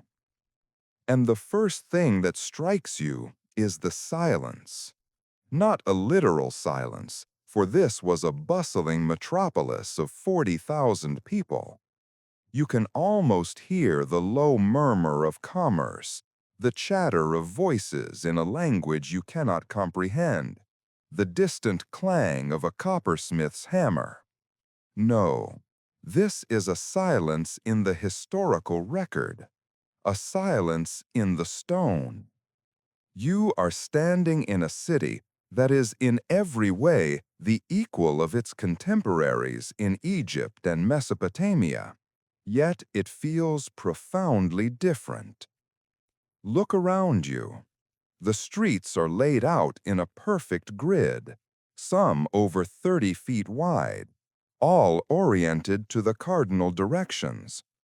The houses, many 2 stories high, are built from standardized, mass-produced bricks, all sharing the same precise 1:2:4 ratio. There is an astonishing sense of order, of central planning. You walk down a residential street and notice that almost every house has its own private bathing area and latrine, connected to a city-wide network of covered drains that run beneath the main streets. This is the world's first known urban sanitation system, a feat of hydraulic engineering not to be rivaled until the Roman era, 2,000 years later. The entire city speaks of a culture obsessed with cleanliness, order, and practicality. But what it doesn't speak of is power, at least not in the way the ancient world has taught you to understand it. Where is the palace? In Egypt, you stood before the pyramid, a monument to a single divine king. In Mesopotamia, cities were dominated by immense ziggurats and the opulent palaces of warrior kings. Here, in Mohenjo-Daro, there is nothing of the sort. There are no grand royal tombs filled with gold. There are no monumental statues of mighty rulers trampling their enemies. The largest structures are public buildings, like the so-called Great Bath, a meticulously constructed public pool lined with bitumen to be perfectly waterproof, likely used for ritual purification, and a massive granary for the communal storage of food. Who was in charge here? This is the central, baffling mystery of the Indus Valley civilization. For a society to achieve this level of organization, to standardize weights, measures, and even the size of bricks across a territory larger than ancient Egypt and Mesopotamia combined, there must have been a powerful centralized authority. Yet the archaeological record is eerily silent on who they were. The most iconic artifact ever found here is a small 18-centimeter-tall soapstone statuette of a bearded man with a serene expression, wearing an embroidered robe. He has been dubbed the Priest King, but this is pure speculation. He could just as easily be a clan elder or a respected merchant. The evidence simply isn't there. This has led to a cascade of theories. Perhaps the Indus Valley was governed not by kings, but by a council of priests or merchants. Perhaps it was a collection of city-states run by a form of corporate oligarchy, where power was maintained through the control of trade and religious ritual rather than military might. The sheer uniformity of the culture suggests a society that valued conformity and collective good over individual aggrandizement. It is a model of civilization that seems almost alien to us. The hidden truth reveals a society whose structure we may not have the vocabulary to describe. Our historical lens is so shaped by narratives of kings, empires, and conquerors that a civilization without them seems impossible. The Indus people were master traders.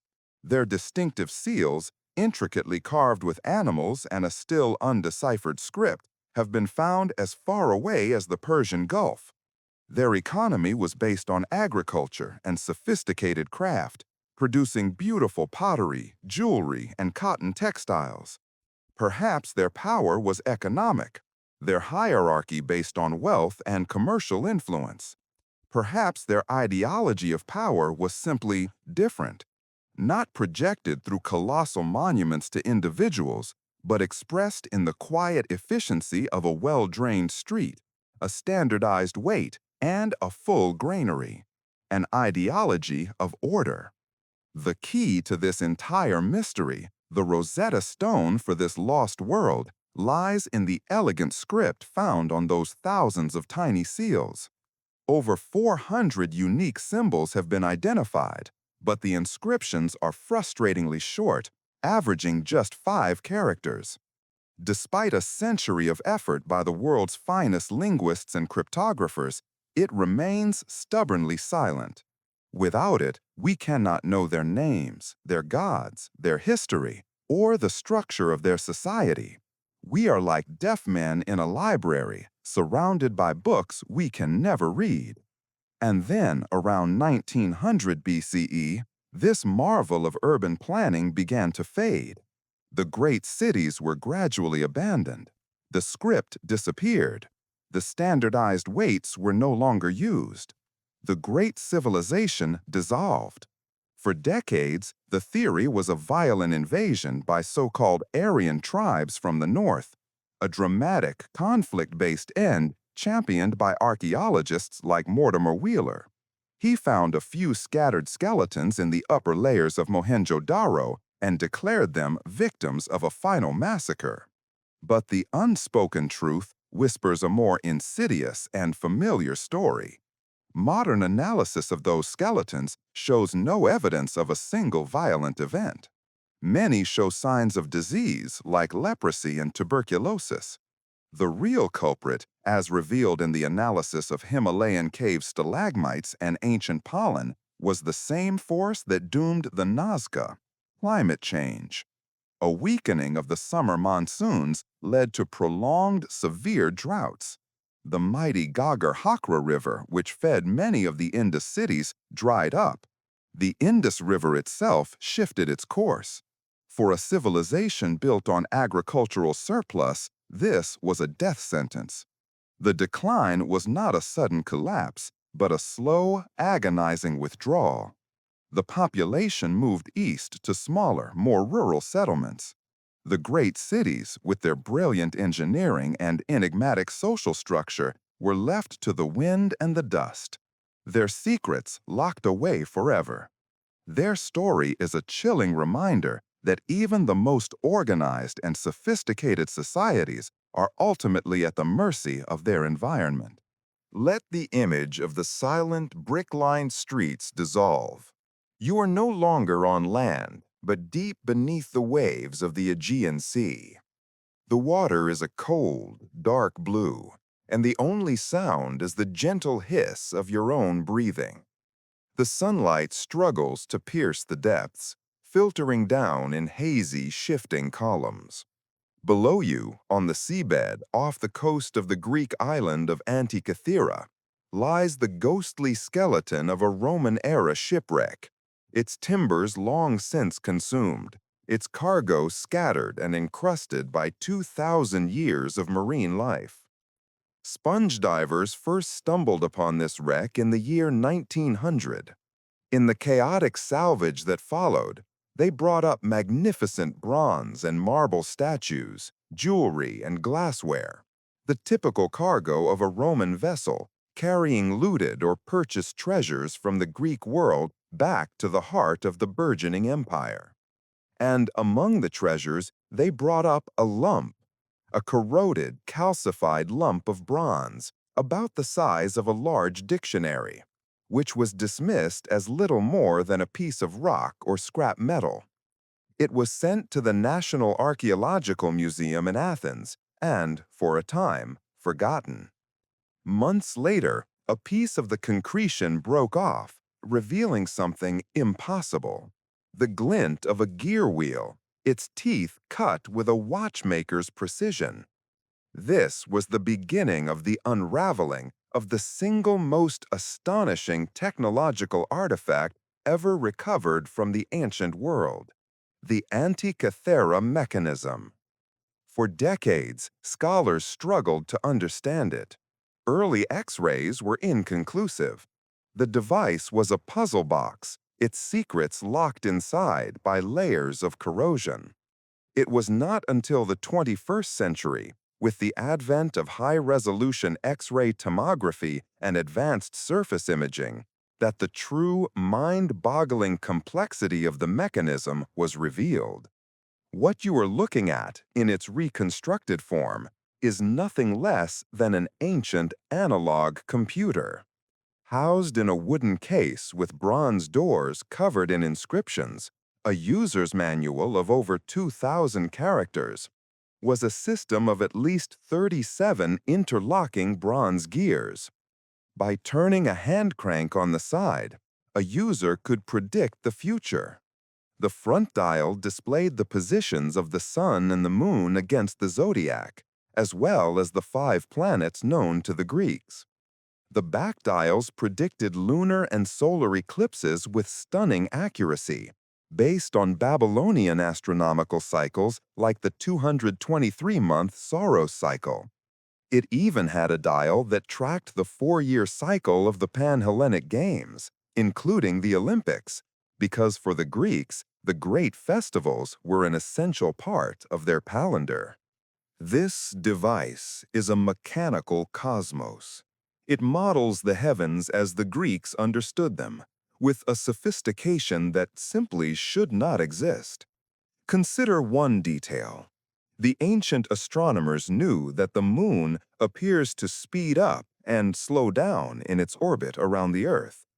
To model this first lunar anomaly, the creator of the mechanism engineered an ingenious system of epicyclic gearing, a smaller gear mounted on a larger one, with a pin and slot mechanism that caused the pointer for the moon to vary its speed, perfectly mimicking the observed celestial motion. This level of mechanical theory, this specific application of differential gearing, was not thought to have been invented until the great astronomical clocks of 14th century Europe, more than 1,400 years later. The mystery, then, is not just what it is, but how it is. Who possessed this knowledge?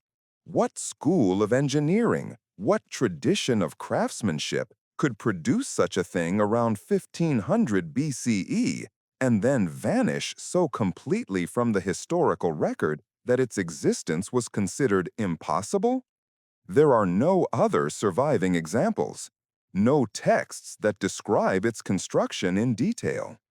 It is a technological orphan, a ghost from a lost world of science. The popular view frames the Antikythera mechanism as the work of a lone, singular genius, an ancient Da Vinci far ahead of his time.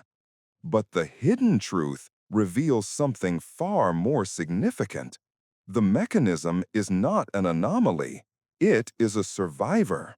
It is likely the last remaining example of a well-established tradition of Hellenistic mechanical engineering that we know almost nothing about.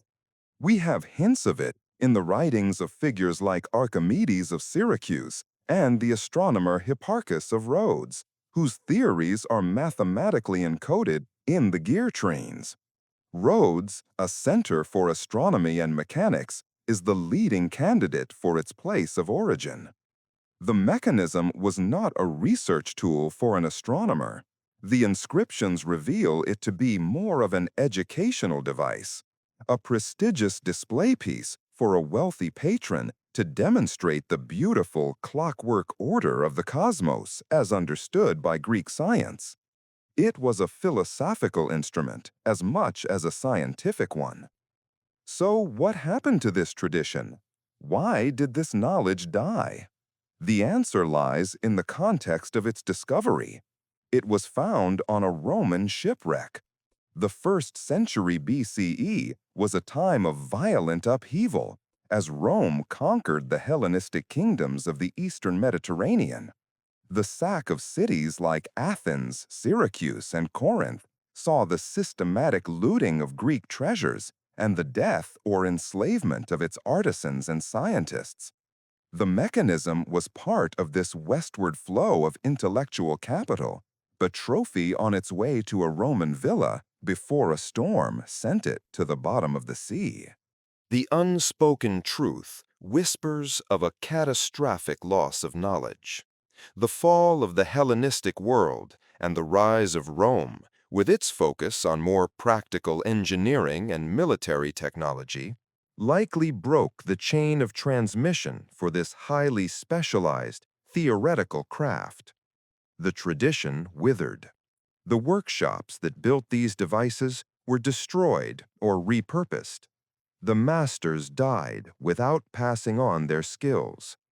For over a millennium, humanity had to reinvent what the Greeks had already perfected. The Antikythera mechanism is not a miracle. It is a tragedy. It is a testament to a branch of human ingenuity that was cut from the tree of knowledge, a glimpse of a scientific future that had to wait 1,400 years to be born again. We have stood in the shadow of a pharaoh's resurrection machine, walked the ceremonial paths of a people dying of thirst, explored the silent streets of a city without a king, and held in our hands the ghost of a lost technology.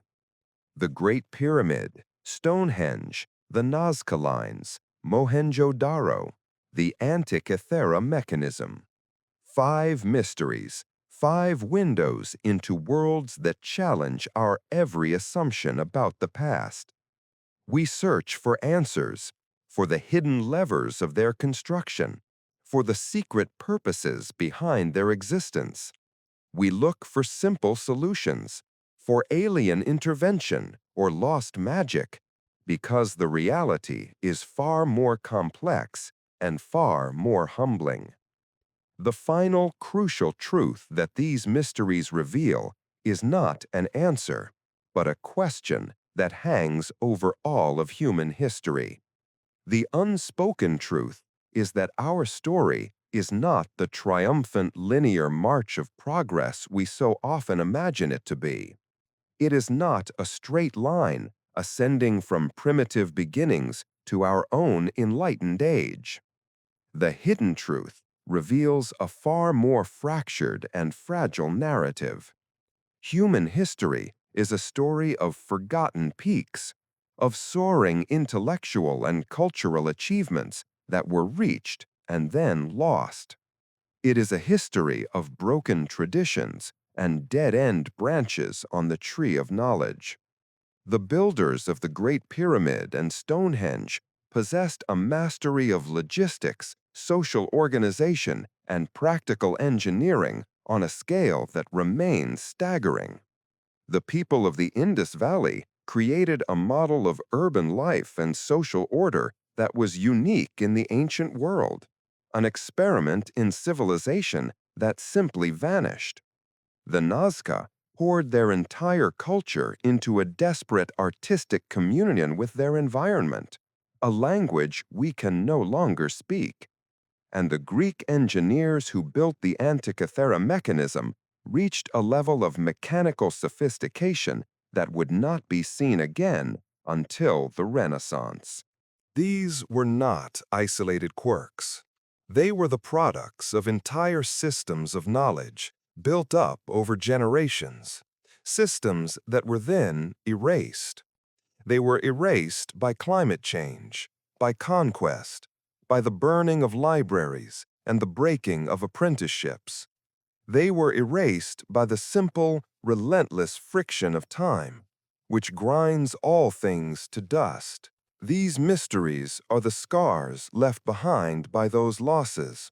They are monuments to the fragility of civilization, reminders that knowledge is not a permanent acquisition. It can be, and has been, lost on a catastrophic scale. We are the descendants of the survivors, but we are also the inheritors of a profound amnesia.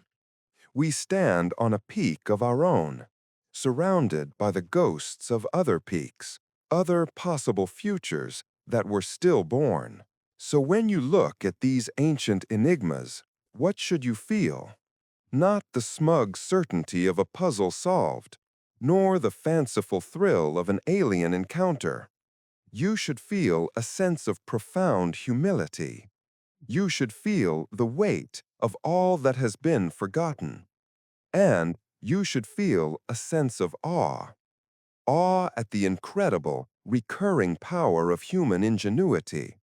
And awe at the sobering reality that even its greatest achievements can be swallowed by the sands of time, leaving behind only a beautiful, baffling, and eternal mystery. The ancient world, you understand now, wasn't built on simple tools and brute force alone. From the mathematical perfection of Giza to the celestial alignments of forgotten temples, we've uncovered a profound, deliberate intelligence. These enigmas are not failures of our history books. They are echoes of a past that mastered sciences we are only just rediscovering. They stand as a humbling reminder that what we call ancient may, in some ways, have been far more advanced than we can possibly imagine, leaving its deepest truths hidden in plain sight.